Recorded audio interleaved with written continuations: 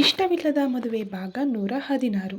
ಅದಕ್ಕಿಂತ ಮುಂಚೆ ಒಂದೇ ಒಂದು ಪ್ರಶ್ನೆ. ಅಲ್ಲ, 6-7 ತಿಂಗಳು ನಾನು ಪ್ಯಾರಿಸ್ಸಲ್ಲಿ, ಅದು ನೀನು ಯಾರ ಜೊತೆ ನನಗೆ ಸಂಬಂಧ ಕಟ್ಟಿ ಇಷ್ಟೆಲ್ಲ ಅನಾಹುತ ಆಗುವ ಹಾಗೆ ಮಾಡಿದ್ದೀಯೋ ಅದೇ ಚರಣ್ ಜೊತೆ ಒಂದೇ ಮನೆಯಲ್ಲಿದ್ದು ಬಂದವಳು. ಈಗ ನಿನಗೆ ನನ್ನ ಮೇಲೆ ಯಾವ ಅನುಮಾನ ಇಲ್ವಾ ಎಂದು ವ್ಯಂಗ್ಯವಾಗಿ ಕೇಳಿದವಳ ಮಾತಿಗೆ ಜೀವ ಅಂಜಲಿ ಎಂದು ಜೋರಾಗಿ ಅಬ್ಬರಿಸಿದನು. ಕಿರುಚಬೇಡ, ಕಿವಿ ಕೇಳುತ್ತೆ. ಹೌದು, ಯಾಕೆ ಇಷ್ಟೊಂದು ಕೋಪ ಬರ್ತಿದೆ ನಿನಗೆ? ನಿಜಾನೇ ಹೇಳ್ತಾ ಇರೋದಲ್ವಾ? ಜಸ್ಟ್ ಫೋನಲ್ಲಿ ಮಾತನಾಡಿದ್ದಕ್ಕೆ ನನ್ನನ್ನು ಅನುಮಾನಿಸಿ ಬಾಯಿಗೆ ಬಂದಂತೆ ಹೇಳಿದವನು ನೀನು. ಹಾಗಿರುವಾಗ ಆಲ್ಮೋಸ್ಟ್ 7 ಮಂತ್ ಅವನ ಜೊತೆಗಿದ್ದೆ. ಈಗ ನನ್ನ ಒರ್ಜಿನಿಟಿ ಟೆಸ್ಟ್ ಮಾಡಿಸ್ಬೇಕೋ ಏನೋ ಅಲ್ವಾ ಎಂದವಳ ಕೆನ್ನೆಗೆ ಬಿದ್ದ ಏಟಿಗೆ ಇನ್ನಷ್ಟು ಕೋಪಗೊಂಡ ಅಂಜಲಿ ಅವನು ಹಾಕಿದ ಟೀ ಶರ್ಟ್ ಎಳೆದಿಡಿದು, ಇನ್ನೊಂದು ಸಲ ನನ್ನ ಕೆನ್ನೆ ಮೇಲೆ ನಿನ್ನ ಕೈ ಹೆಚ್ಚು ಬಂದರೆ ಆ ಕೈಯನ್ನೇ ಮುರಿದು ಬಿಡ್ತೀನಿ ನೋಡು. ನನ್ನನ್ನೇನು ಕೈಲಾಗದವಳು ಅಂದ್ಕೊಂಡಿದ್ದೀಯಾ? ನನ್ನ ಅಮ್ಮನಿಗಾಗಿ ನಿನ್ನನ್ನು ಸಹಿಸ್ಕೊಳ್ತಾ ಇದ್ದೀನಿ. ಇಲ್ಲ ಅಂದರೆ ಇಷ್ಟೊತ್ತು ನೀನಿರೋ ಕಡೆ ತಲೆಯೂ ಆಗ್ತಾ ಇರಲಿಲ್ಲ ಎಂದವಳ ಕೋಪದಿಂದ ಕೆಂಪಾದ ಮುಖ. ಆ ಕೆಂಗಣ್ಣನ್ನು ನೋಡಿ ಜೀವ ಅವಳ ಕೈಯಿಂದ ತನ್ನ ಟೀ ಶರ್ಟ್ ಬಿಡಿಸಿಕೊಂಡು ಹಿಂದೆ ಸರಿದನು. ಗಿರಿಧಾಮದಲ್ಲಿ ಮೊದಮೊದಲು ಅವಳ ಜೊತೆ ಜಗಳವಾಡುವಾಗ ಕಾಣಿಸುತ್ತಿದ್ದ ಕೋಪ, ಆವೇಶ ವರ್ಷಗಳ ಬಳಿಕ ಈಗ ಕಂಡಿದ್ದನು. ಅಲ್ಲದೆ ಅವಳ ಈ ಬದಲಾವಣೆಗೆ ಕಾರಣ ಅತ್ತೆಗೆ ಹಾರ್ಟ್ ಅಟ್ಯಾಕ್ ಆಗಿರುವುದು. ಎಲ್ಲಕ್ಕಿಂತ ಹೆಚ್ಚಾಗಿ ಮನಸ್ಸಲ್ಲಿ ತನ್ನ ಮೇಲೆ ಅಷ್ಟೊಂದು ದ್ವೇಷ ಇಟ್ಟುಕೊಂಡು ಪ್ರೀತಿಸುವಂತೆ ನಟಿಸುವವಳ ರೀತಿ ಅವನ ತಲೆ ಕೆಡಿಸಿತ್ತು. ತಕ್ಷಣ ನೆನಪಾಗಿದ್ದು ಅವನಿಗೆ ಚರಣ್ ಮಾತುಗಳು. ಹೌದು, ಅಂದು ಜೀವ ತಡರಾತ್ರಿಯಾದರೂ ಮಲಗದೆ ತನ್ನವಳ ನೆನಪಲ್ಲಿ ಬಾಲ್ಕನಿಯಲ್ಲಿ ಕೂತಿದ್ದವನನ್ನು ರಿಂಗಣಿಸಿದ ಮೊಬೈಲ್ ವಾಸ್ತವಕ್ಕೆ ಕರೆತಂದಿತ್ತು. ಮೊಬೈಲತ್ತ ದೃಷ್ಟಿ ಹಾಯಿಸಿದವನಿಗೆ ಕಂಡಿದ್ದು ಇಂಟರ್ನ್ಯಾಷನಲ್ ನಂಬರ್. ಒಂದು ಕ್ಷಣ ತನ್ನವಳ ಕರೆಯೇನೋ ಎನ್ನುವ ಊಹೆಗೆ ಅವನ ಗುಂಡಿಗೆ ಜೋರಾಗಿ ಬಡಿದುಕೊಳ್ಳಲು ಶುರು ಮಾಡಿತ್ತು. ಖುಷಿಯಿಂದ ಕರೆ ಸ್ವೀಕರಿಸಿ ಹಲೋ ಎನ್ನುವ ಮೊದಲೇ ಚರಣ್ ಮಾತಾಡ್ತಾ ಇರೋದು.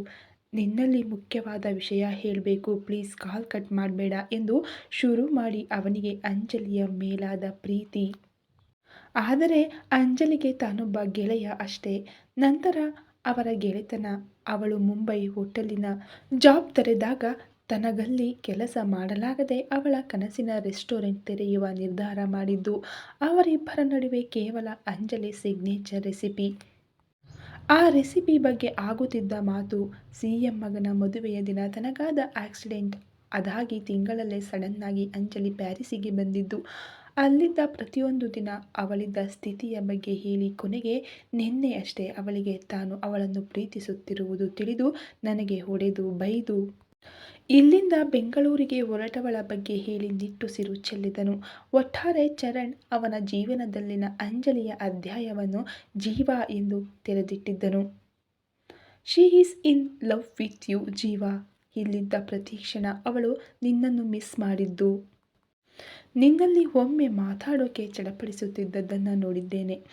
ನೀನು ಅವಳಿಗೆ ಅಷ್ಟೆಲ್ಲ ಬೈದರೂ ನಮ್ಮಿಬ್ಬರ ಬಗ್ಗೆ ಸಂಬಂಧ ಕಟ್ಟಿ ಕೆಟ್ಟದಾಗಿ ಮಾತನಾಡಿದ್ದಕ್ಕೆಲ್ಲ ಪರೋಕ್ಷವಾಗಿ ಕಾರಣ ನಾನೇ ಆಗಿದ್ದರಿಂದ ನನ್ನ ಸ್ನೇಹ ತುಂಡರಿಸಿ ನಿನ್ನನ್ನು ಕ್ಷಮಿಸಿ ನಿನ್ನಲ್ಲಿಗೆ ಬರ್ತಿದ್ದಾಳೆ. ನನ್ನ ಭಾವನೆಗಳಿಗೆ ಬೇಲಿ ಹಾಕದೆ ಇಂದು ಜೀವದ ಗೆಳತಿಯನ್ನೇ ಕಳೆದುಕೊಂಡೆ. ಪ್ಲೀಸ್ ಜೀವ, ನನ್ನ ಗೆಳತಿ, ಸಾರಿ, ನಿನ್ನ ಹೆಂಡತಿಯನ್ನು ಚೆನ್ನಾಗಿ ನೋಡಿಕೊ. ಐ ಆಮ್ ಸಾರಿ ಎಂದ ಸೆಕೆಂಡಲ್ಲೇ ಅವನ ಕರೆ ಕಡಿತಗೊಂಡಿತ್ತು. ಅದೆಷ್ಟೋ ಹೊತ್ತು ಮೊಬೈಲ್ ದಿಟ್ಟಿಸುತ್ತಾ ಕುಳಿತವನಿಗೆ ಚರಣ್ ಮಾತೆಲ್ಲ ನೆನಪಾದಾಗ ಅದೆಲ್ಲ ಕನಸಿನಂತೆ ಭಾಸವಾಗಿತ್ತು. ಎಲ್ಲಕ್ಕಿಂತ ಹೆಚ್ಚಾಗಿ ಅಂಜಲಿ ನಾಳೆ ವಾಪಸ್ಸಾಗುವುದರ ಜೊತೆ ಅವಳು ತನ್ನನ್ನು ಪ್ರೀತಿಸುತ್ತಿರುವುದು ತಿಳಿದವನಿಗೆ ಇಲ್ಲಿಯವರೆಗೆ ಬೇಸರದಲ್ಲಿದ್ದ ಮನ ಖುಷಿಯಲ್ಲಿ ಹುಚ್ಚೆದ್ದು ಕುಣಿಯುತ್ತಿತ್ತು. ಚರಣ್ ಮಾತಿನ ಜೊತೆ ಅಂದಿನ ತನ್ನ ಸ್ಥಿತಿಯನ್ನು ನೆನಪಿಸಿಕೊಂಡ ಜೀವ ವಾರ್ಡ್ರೋಬ್ ತೆರೆದು ಬಟ್ಟೆ ತೆಗೆದಿಡುವವಳತ್ತ ನಡೆದು ತಕ್ಷಣ ವಾರ್ಡ್ರೋಬ್ ಬಾಗಿಲು ಹಾಕಿ ಅವಳನ್ನು ಅದಕ್ಕೆ ಆನಿಸಿ ಅವಳ ಕಣ್ಣಲ್ಲಿ ಕಣ್ಣಿಟ್ಟರೆ ಅವನ ನಡೆಗೆ ತುಸು ಗಾಬರಿಗೊಂಡ ಅಂಜಲಿ ತಕ್ಷಣ ತನ್ನನ್ನು ಸಾವರಿಸಿಕೊಂಡು, ಆರ್ ಯು ಗಾನ್ ಮ್ಯಾಡ್? ನಿನಗೆ ದೂರ ನಿಂತು ಮಾತಾಡೋಕೆ ಬರಲ್ವಾ? ಪದೇ ಪದೇ ಮೈಮೇಲೆ ಯಾಕೆ ಬೀಳ್ತೀಯ ಎಂದು ಅಸಮಾಧಾನದಿಂದ ಹೇಳಿದವಳ ಕೆನ್ನೆ ಹೊತ್ತಿಡಿದು, ಜಾಸ್ತಿ ಹಾರಾಡಿದರೆ ಇನ್ನೆರಡು ಬೀಳುತ್ತೆ. ನಾನು ಕೇಳೋದಕ್ಕೆ ಆನ್ಸರ್ ಮಾಡು. ಈಗಷ್ಟೇ ಏನೆಲ್ಲ ಹೇಳಿದೆಯಲ್ಲ ಅದೆಲ್ಲ ನಿಜಾನಾ? ನೀನು ನನ್ನ ಜೊತೆಗಿರೋದು ಕೇವಲ ಅತ್ತೆಯ ಮಾತಿಗ? ಹಾಗಾದರೆ ಡ್ಯಾಡ್ ತಾತನೆದುರು ನನಗೆ ಜೀವನನ್ನ ಬಿಟ್ಟು ಬದುಕೋಕೆ ಆಗೋಲ್ಲ ಅಂದಿದ್ದು? ಇನ್ನು ಚರಣ್ ಬಳಿ ಐ ಲವ್ ಯು ಜೀವ ಅಂತೆಲ್ಲ ಹೇಳಿದ್ದು ಅಂದಾಗ ಕೆನ್ನೆಯಿಂದ ಅವನ ಕೈ ಸರಿಸಿ ಕಿಸಕ್ಕನೆ ನಕ್ಕವಳು. ಓಹ್, ಆಗಲೇ ನನ್ನ ಪಾಗಲ್ ಪ್ರೇಮಿ ಅಮ್ಮನ ಜೊತೆ ನಿನಗೂ ಕರೆ ಮಾಡಿ ಫಿಟ್ಟಿಂಗ್ ಇಟ್ಟಿದ್ದಾನಾ? ಅವನಿಗೆ ಹುರಿಬೇಕು ಅಂತಾನೆ ಐ ಲವ್ ಜೀವ ಎಂದು ಹೇಳಿ ಬಂದಿರೋದು. ಇನ್ನು ಮಾವ ತಾತನೆದುರು ಹೇಳಿದ್ದು ಅಮ್ಮನಿಗಾಗಿ. ಲುಕ್ ಜೀವ, ಮಕ್ಕಳಂತೆ ಪುನಃ ಕೇಳಿದ್ದನ್ನೇ ಕೇಳಬೇಡ, ಇರಿಟೇಟ್ ಆಗ್ತಿದೆ. ಬಿಡು, ಗಿರಿಧಾಮಕ್ಕೆ ಹೋಗಬೇಕು ಅಂತ ಅವನನ್ನು ದೂರ ಸರಿಸಲು ಹೋದರೆ, ಸೊ ನಿನಗೆ ನನ್ನ ಮೇಲೆ ಯಾವ ಫೀಲಿಂಗ್ಸ್ ಕೂಡ ಇಲ್ಲ. ಈ ಹೆಂಡತಿ ಮತ್ತು HF ಪೋಸ್ಟ್ ಎರಡೂ ನೀನು ನಿಭಾಯಿಸ್ತಾ ಇರೋದು ನಿನ್ನ ಅಮ್ಮನಿಗಾಗಿ ಅಲ್ವಾ ಅಂದಾಗ ಅವನ ಕಣ್ಣೋಟ ತಪ್ಪಿಸಿ ಹೌದೆಂದು ತಲೆಯಾಡಿಸಿದ ಕೂಡಲೇ ಅವಳಿಂದ ದೂರ ಸರಿದು, ಥ್ಯಾಂಕ್ ಯು ಅಂಜಲಿ, ನಾನು ಮಾಡಿದ ತಪ್ಪಿಗೆ, ಹೇಳಿದ ಮಾತುಗಳಿಗೆ ಇನ್ಯಾವ ರೀತಿಯಲ್ಲಿ ಕ್ಷಮೆ ಕೇಳಬೇಕೋ ಗೊತ್ತಿಲ್ಲ ಅಂತ ಅವಳೆದುರು ಕೈಮುಗಿದು, ಚರಣ್ ಜೊತೆಗಿನ ನಿನ್ನ ಸಲುಗೆ ಆ ನಗು ಮಾತನ್ನು ನೋಡಿ ಎಲ್ಲಿ ನಿನ್ನ ಕಳೆದುಕೊಳ್ಳುತ್ತೇನೋ ಎನ್ನುವ ಭಯ ನನ್ನಿಂದ ತುಂಬ ಕೆಟ್ಟ ಮಾತುಗಳನ್ನು ಆಡಿಸಿತು. I am really sorry for that. ಹಾಂ, ನಿನ್ನ ಅಮ್ಮನಿಗಾಗಿ ಅದೇನು ಆ್ಯಕ್ಟಿಂಗ್ ಮಾಡಬೇಕೋ ಎಲ್ಲ ಮಾಡು. ಆದಷ್ಟು ಬೇಗ ಈ ನಿನ್ನ ಆ್ಯಕ್ಟಿಂಗ್ ಜಾಬ್ ಜೊತೆ ಹೆಂಡತಿ ಮತ್ತು HF ಜಾಬ್ಗೆ ಟರ್ಮಿನೇಷನ್ ಲೆಟರ್ ನಾನು ಕಳಿಸ್ತೀನಿ ಅನ್ನುತ್ತಾ ಕೊನೆಯದಾಗಿ ಅವಳ ಬಳಿ ನಡೆದು ಆ ಕಣ್ಣುಗಳನ್ನೇ ಅರೆಕ್ಷಣ ದಿಟ್ಟಿಸಿ, ಐ ಲವ್ ಯು ಅಂಜಲಿ, ಇದನ್ನು ಮೊದಲೇ ಹೇಳಿದ್ದಿದ್ದರೆ ಬಿಡು, ನೋ ಮೋರ್ ಡ್ರಾಮಾ ಅನ್ನುತ್ತಾ ಅವಳ ದರಗಳಿಗೆ ಪುಟ್ಟ ಮುತ್ತಿಟ್ಟು ಹೊರ ನಡೆದವನ ಮಾತಲ್ಲಿದ್ದ ಭಾವನೆಯನ್ನು ತಿಳಿಯಲು ಸೋತ ಅಂಜಲಿ ಅಲ್ಲೇ ಮಂಚದಲ್ಲಿ ಕುಳಿತಳು. ಇತ್ತ ದಾಪುಗಾಲಿಡುತ್ತಾ ಜಿಮ್ ರೂಮ್ ಹೊಕ್ಕವನು ಟ್ರೆಡ್ಮಿಲ್ ಹತ್ತಿ ಒಂದೇ ಸಲ ಸ್ಪೀಡ್ ಹೆಚ್ಚಿಸಿ 5 ನಿಮಿಷ ಮೈ ಪೂರ್ತಿ ಬೆವರುವಂತೆ ಓಡಿ ಅದನ್ನು ಆಫ್ ಮಾಡಿ ಟೀ ಶರ್ಟ್ ತೆಗೆದು ನೆಲದಲ್ಲಿ ಅಂಗಾತ ಮಲಗಿದವನ ಕಂಗಳು ತುಂಬಿದ್ದವು. ಏನಾಗ್ತಿದೆ ಮಮ್ಮಿ? ನನ್ನ ಲೈಫಲ್ಲಿ ನಾನು ತಪ್ಪು ಮಾಡಿದ್ದೀನಿ, ಹೌದು, ಅದಕ್ಕೆ 10 ಬಾರಿ ಕ್ಷಮೆ ಕೂಡ ಕೇಳಿದೆ. ಬಟ್ ನಿನ್ನ ಸೊಸೆ ಆ್ಯಕ್ಟಿಂಗ್ ಕ್ಲಾಸ್ ಶುರು ಮಾಡ್ಕೊಂಡಿದ್ದಾಳೆ. ನಾನಿಷ್ಟ ಇಲ್ವಂತೆ. ಅವಳ ಅಮ್ಮನಿಗಾಗಿ ನನ್ನ ಜೊತೆ ಹೆಂಡತಿಯಾಗಿ ಇರ್ತಾಳಂತೆ. ಚರಣ್ ಮಾತು ಕೇಳಿದರೆ ಶಿ ಲವ್ಸ್ ಮೀ, ಆದರೆ ಇಲ್ಲಿಗೆ ಬಂದ ಮೇಲೆ ಬೇರೆಯೇ ನಾಟಕ ಶುರು ಮಾಡ್ಕೊಂಡಿದ್ದಾಳೆ.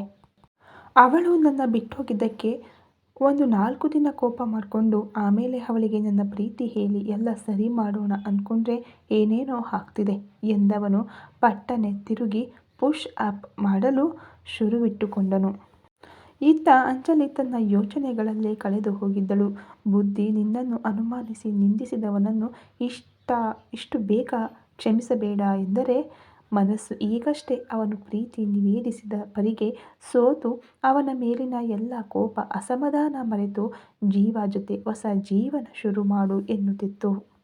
ಗೊಂದಲದಲ್ಲೇ ಕುಳಿತವಳಿಗೆ ತಿಂಡಿಗೆ ಬರಲು ಲಕ್ಷ್ಮಿ ಕೂಗು ಕಿವಿಗೆ ಬಿದ್ದಾಗ ದೀರ್ಘವಾಗಿ ಕಣ್ಮುಚ್ಚಿ ತೆರೆದು ಕೆಳಗಡೆ ನಡೆದಳು. ಗಂಗಾಧರ್ ಎದುರು ಇಬ್ಬರು ಸಹಜವಾಗಿ ಮಾತನಾಡಿ ನಂತರ ಕೋಣೆ ಸೇರಿ ಯಾಂತ್ರಿಕವಾಗಿ ತಯಾರಾಗಿ ಕಾರೇರಿ ಮೌನದಲ್ಲಿಯೇ ಗಿರಿಧಾಮ ಸೇರಿದರು. ತನ್ನ ಕ್ಯಾಬಿನ್ ಒಳಗಡೆ ಹೋದ ಜೀವ ಬಾಲಕೃಷ್ಣ ಬಳಿ ಗಿರಿಧಾಮದ ಅಪ್ಡೇಟ್ ಪಡೆದು ತನ್ನ ಕೆಲಸ ಮುಗಿಸಿ ಕುಳಿತವನ ತಲೆ ತುಂಬ ಅಂಜಲಿ ಹೇಳಿದ ಮಾತುಗಳೇ ಓಡಾಡುತ್ತಿದ್ದವು. ತಕ್ಷಣ ಏನೋ ನೆನಪಿಸಿಕೊಂಡು ನಾದಿನಿ ಸಾಹಿತ್ಯಾಳಿಗೆ ಕರೆ ಮಾಡಿ, ಅತ್ತೆಗೆ ಹಾರ್ಟ್ ಅಟ್ಯಾಕ್ ಆಗಿದ್ದರೂ ತನಗೊಂದು ಮಾತು ಹೇಳದೆ ಇದ್ದವಳಿಗೆ ಗದರಿದಾಗ ಅವಳು ಹೇಳಿದ ಮಾತನ್ನು ಕೇಳಿ, ವಾಟ್, ನಿಮಗೇನು ತಲೆ ಕೆಟ್ಟಿದೆಯಾ ಎಂದು ಕೋಪದಲ್ಲಿ ಹೇಳಿದರೆ ತುಸು ಬೆವರಿದ ಸಾಹಿತ್ಯ, ಬಾಬಾ ಪ್ಲೀಸ್ ಕಾಮ್ ಡೌನ್, ಅಕ್ಕನನ್ನು ಬಗ್ಗಿಸಲು ನಮ್ಮ ಬಳಿ ಬೇರೆ ಯಾವ ಅಸ್ತ್ರಗಳು ಇರಲಿಲ್ಲ, ಸೊ ಈ ಸುಳ್ಳು ಹೇಳಲೇಬೇಕಾಯ್ತು, ಇಲ್ಲಾಂದ್ರೆ ಅವಳು ನಮ್ಮೆಲ್ಲರನ್ನು ಬಿಟ್ಟು ಹೋಗ್ತಾ ಇದ್ಲು ಅಂತ ಅಂದಿನ ಅಂಜಲಿ ವರ್ತನೆ ಬಗ್ಗೆ ಹೇಳಿದಾಗ, ವಾಟ್ ಎವರ್ ಸಾಹಿ, ಹೋದ್ರೆ ವಾಪಸ್ ಬರ್ತಾ ಇದ್ಲು, ಅದು ಬಿಟ್ಟು ಛೇ, ನಿಜಕ್ಕೂ ನೀವು ತಾಯಿ ಮಕ್ಕಳಿಗೆ ಹುಚ್ಚು ಹಿಡಿದಿದೆ. ನಿಮ್ಮ ನಾಟಕದಿಂದ ಇಲ್ಲಿ ಹೊಸ ನಾಟಕ ಶುರು ಮಾಡಿಕೊಂಡು ನಮ್ಮಿಬ್ಬರ ಲೈಫ್ ಹಾಳು ಮಾಡ್ತಿದ್ದಾಳೆ ಎಂದು ಅಸಮಾಧಾನದಿಂದ ಹೇಳಿದನು. ಹಾಗೇನೂ ಇಲ್ಲ ಬಾಬಾ, ನೀವಾಡಿದ ಮಾತು ಅವಮಾನವನ್ನು ಅವಳಿನ್ನೂ ಮರೆತಿಲ್ಲ. ಅದರ ಜೊತೆ ಚರಣ್ ಅಣ್ಣನಿಂದ ಗೆಳೆತನದಲ್ಲೂ ಅಕ್ಕನ ಮನಸ್ಸಿಗೆ ಬಲವಾದ ಪೆಟ್ಟು ಬಿದ್ದು ಒಬ್ಬಂಟಿಯಾಗಿ ಇರ್ತೀನಿ ಅನ್ನೋ ನಿರ್ಧಾರ ಮಾಡಿಕೊಂಡು ಕೊನೆಯ ಬಾರಿ ಅಮ್ಮನನ್ನು ಭೇಟಿಯಾಗೋಕೆ ಬಂದಿದ್ದು. ಅದೆಷ್ಟು ಹೇಳಿದರೂ ಕೇಳದ ಅಕ್ಕನ ಹಠ ನೋಡಿ ಅಮ್ಮ ನನಗೆ ಫೋನ್ ಮಾಡಿದರು. ನಾನೇ ಹೀಗೀಗೆ ಆ್ಯಕ್ಟಿಂಗ್ ಮಾಡಿ ಅಂತ ಅಮ್ಮನ ಜೊತೆ ಮಾವನವರಲ್ಲೂ ಹೇಳಿ ನನ್ನ ಫ್ರೆಂಡ್ ಇರುವ ಆಸ್ಪತ್ರೆಗೆ ಹೋಗೋಕೆ ಸಜೆಸ್ಟ್ ಮಾಡಿದೆ ಅಂತ ಹೇಳುತ್ತಾ ತುಸು ಮೌನ ತಾಳಿದರೆ, ಡಾಕ್ಟರ್ ಆಗಿ ಫೇಕ್ ಹಾರ್ಟ್ ಅಟ್ಯಾಕ್ ಆಗಿರೋ ಹಾಗೆ ಕ್ರಿಯೇಟ್ ಮಾಡಿದ್ದೀರಿಯಲ್ಲ, ನಿಮಗೆ ಏನು ಹೇಳಬೇಕು? ಈಗಲೇ ನಿನ್ನ ಅಕ್ಕನ ಅವತಾರಗಳನ್ನು ನೋಡೋಕೆ ಆಗ್ತಿಲ್ಲ. ಇದೆಲ್ಲ ನಾಳೆ ಅವಳಿಗೆ ಗೊತ್ತಾದರೆ ಬಿಡು, ಹಾಳಾಗೋಗ್ಲಿ, ಇನ್ನು ನಾನು ಏನೇನು ಅನುಭವಿಸ್ಬೇಕೋ ಎಂದ ಭಾವನ ಧ್ವನಿಯಲ್ಲಿದ್ದ ಬೇಸರವನ್ನು ಗಮನಿಸಿದ ಸಾಹಿತ್ಯ, ಬಾವಾ ಡೋಂಟ್ ವರಿ, ಅಕ್ಕ ನಿಮ್ಮನ್ನು ತುಂಬ ಪ್ರೀತಿಸ್ತಾಳೆ.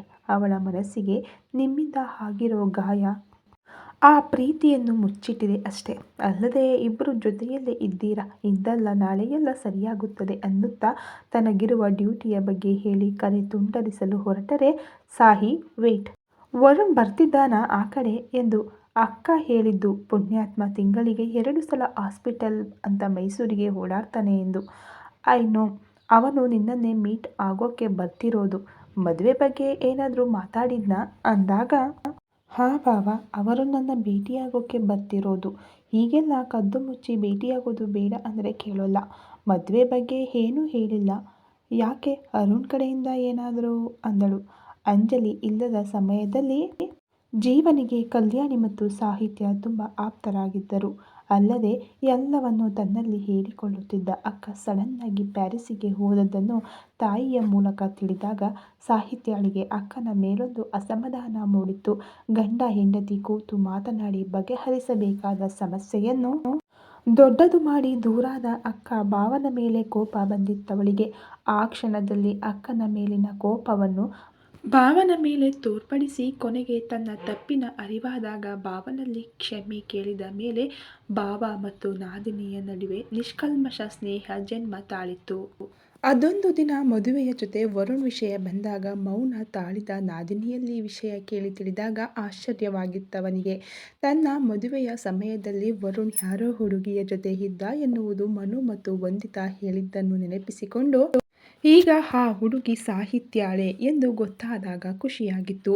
ಭಾವನಲ್ಲಿ ಎಲ್ಲವನ್ನು ಹೇಳಿಕೊಂಡ ಸಾಹಿತ್ಯ ತಾನು ಓದು ಮುಗಿಸಿ ಪೋಸ್ಟಿಂಗ್ ಆಗುವವರೆಗೂ ವರುಣ್ ಬಳಿ ನಮ್ಮ ಪ್ರೀತಿ ಹಾಗೂ ಮದುವೆಯ ಬಗ್ಗೆ ಮುಚ್ಚಿಡುವಂತೆ ಹೇಳಿದ್ದನ್ನು ಅವನಿಗೆ ತಿಳಿಸಿದಳು. ಅರುಣ್ ಮನೆಯಲ್ಲಿ ಅವನ ಮತ್ತು ದಿತ್ಯ ಮದುವೆ ಬಗ್ಗೆ ಮಾತನಾಡಬೇಕು ಅಂತ ಡಿಸೈಡ್ ಮಾಡಿದ್ದಾನೆ. ಜೈ ಅಂಕಲ್ ಈ ವಿಷಯವನ್ನು ಅದು ಹೇಗೆ ತಗೊಳ್ತಾರೋ ಗೊತ್ತಿಲ್ಲ ಸಾಹಿ. ಅವರು ನಿಮ್ಮ ಮನೆಗೆ ಬಂದು ಹೋದ್ಮೇಲೆ ನಿನ್ನನ್ನೇ ಸೊಸೆ ಅಂದ್ಕೊಂಡಿದ್ದಾರೆ. ನಿಮ್ಮೆರಡು ಲವ್ ಸ್ಟೋರಿ ಗೊತ್ತಾದಾಗ ಎಲ್ಲರಿಗೂ ಶಾಕ್ ಆಗೋದಂತೂ ನಿಜ.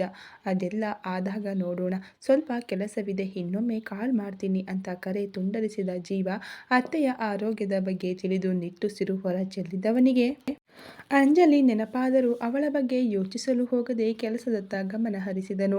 ಮಧ್ಯಾಹ್ನ ಊಟದ ಸಮಯ ಮೀರಿ ಹೋದರೂ ಊಟಕ್ಕೆ ಬಾರದ ಗಂಡನಿಗಾಗಿ ಊಟ ಮಾಡದೆ ಕಾಯುತ್ತಾ ಕುಳಿತ ಅಂಜಲಿಗೆ ಗೆಳೆಯರೆದುರು ತಮ್ಮ ನಡುವಿನ ಮನಸ್ತಾಪ ತಿಳಿಯಬಾರದೆಂದು ಅವನಿಗೆ ಕರೆ ಮಾಡಿದಾಗ 5-6 ರಿಂಗಿನ ಬಳಿಕ ಕರೆ ಸ್ವೀಕರಿಸಿದವನು, ಹೇಳಿ ಮೇಡಮ್ ಎಂದಾಗ ಒಮ್ಮೆ ಗೊಂದಲದಲ್ಲಿ ಸ್ಕ್ರೀನ್ ನೋಡಿ ತನ್ನವನೇ ಇವನ್ಯಾಕೆ ಹೀಗೆ ಮಾತನಾಡ್ತಿದ್ದಾನೆ ಎಂದುಕೊಂಡು ಊಟಕ್ಕೆ ಬರೋಲ್ವಾ, ಇನ್ನೇನು 1/4 ಗಂಟೆಯಲ್ಲಿ ಲಂಚ್ ರೂಮ್ ಕ್ಲೋಸ್ ಆಗುತ್ತೆ ಎಂದಾಗ, ಅಂಜಲಿ ಮೇಡಮ್ ಅವರೇ, ನಿಮಗೊಂದು ದೊಡ್ಡ ನಮಸ್ಕಾರ. ನಿಮ್ಮ ನಾಟಕ ಮನೆಯಲ್ಲಿ ಮಾತ್ರ ಮಾಡಿ, ಇಲ್ಲೂ ಶುರು ಹಚ್ಕೊಂಡ್ರೆ ನನಗೆ ಹುಚ್ಚು ಹಿಡಿಯುತ್ತೆ.